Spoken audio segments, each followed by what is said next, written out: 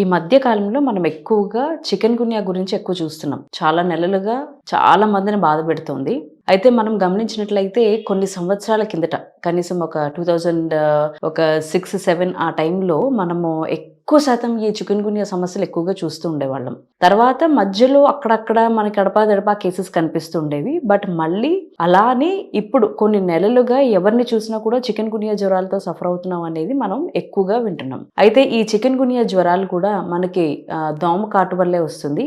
Aedes అనే ఒక mosquito bite వల్ల ఈ చికెన్ గున్యా తోటి సఫర్ అవుతూ ఉంటారు. అయితే ఈ దోమ కుట్టిన తర్వాత కొన్ని రోజుల నుంచి ఒక వారం లోపల నెమ్మదిగా సిమ్టమ్స్ అన్ని బయటకు వస్తూ ఉంటాయి. అయితే ఎస్పెషల్లీ సిమ్టమ్స్ లో మనం అధికంగా చూసే మేజర్ సిమ్టమ్ ఏంటంటే జాయింట్ పెయిన్స్.